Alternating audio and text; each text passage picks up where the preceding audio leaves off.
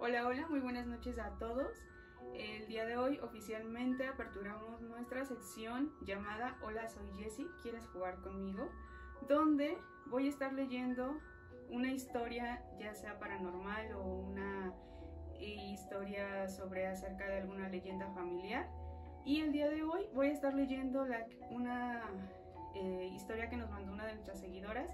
Pidió que fuera anónima, así es que le vamos a poner Petrita. Petrita nos envía la siguiente historia: la leyenda de los campaneros de Salamanca. Hace muchos años, en las tierras de Salamanca, Guanajuato, mi familia se dedicaba a la fabricación de campanas y la fundición de bronce, una tradición que se había transmitido de generación en generación. Mi bisabuelo, un hombre conocido por su habilidad para trabajar el metal, era también una figura de misterios y rumores. Algunos decían que era un brujo, otros que simplemente un hombre extraño que desarmaba y volvía a armar instrumentos musicales, creando esculturas únicas que desconcertaban a quienes las veían. Lo que no sabíamos era que mi bisabuelo había creado un pozo en el terreno familiar, un lugar donde se escondían secretos que iban más allá de la fundición de metales. El pozo tenía cuartos subterráneos y, aunque estaba oculto, se decía que aquellos que se atrevían a bajar encontraban libros antiguos, objetos extraños y hasta lo que parecía un tesoro de oro. Nadie en la familia se atrevía a acercarse demasiado, pues el misterio que lo rodeaba era algo que se transmitía como un susurro entre generaciones. Se decía que, al nacer el primogénito de cada generación, una figura oscura que algunos describían como un hombre africano o un ente negro, se les aparecía. Este ser ofrecía un trato: intercambiar los misterios del pozo por el primogénito. Durante 7 generaciones este trato se mantenía, pero siempre a un precio: la vida de uno de nuestros primeros nacidos. El ciclo continuó durante 7 generaciones. Mi abuela, como primera hija, fue la primera en enfrentarse a esta figura, pero no fue ella quien sufrió las consecuencias. El primer hijo de mi abuela murió de cuna, lo que muchos interpretaron como el cumplimiento del trato.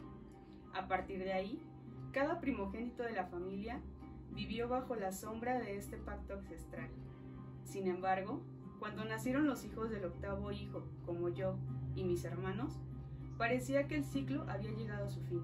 Ya no se veían más apariciones del ente, y el pozo comenzó a ser cubierto con basura, perdiendo su profundidad original. Lo que ocurrió cuando yo era niña, sin embargo, alteró aún más el curso de nuestra historia familiar. Un día, mientras jugaba cerca del pozo, caí dentro.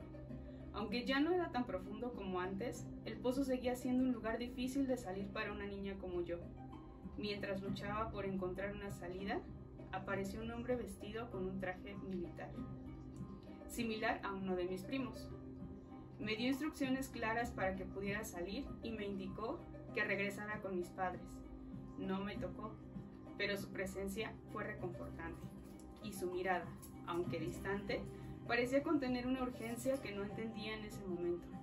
Cuando finalmente salí, me sentí aliviada, pero con una sensación de inquietud que no pude explicar. Años después, ya como adulta, vi un retrato de mi bisabuelo. En él llevaba un traje militar similar al que llevaba el hombre que me había ayudado a salir del pozo.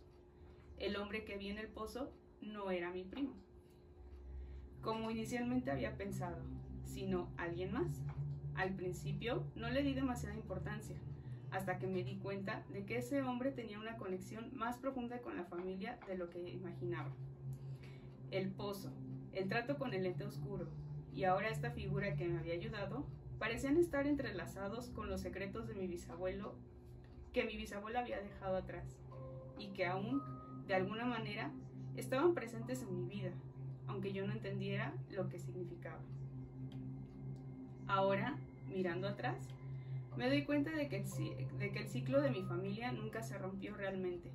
Aunque el pozo estaba tapado y la figura oscura no se volvió a manifestar, el legado de mi bisabuelo y sus secretos continuaban, de alguna manera, vivos.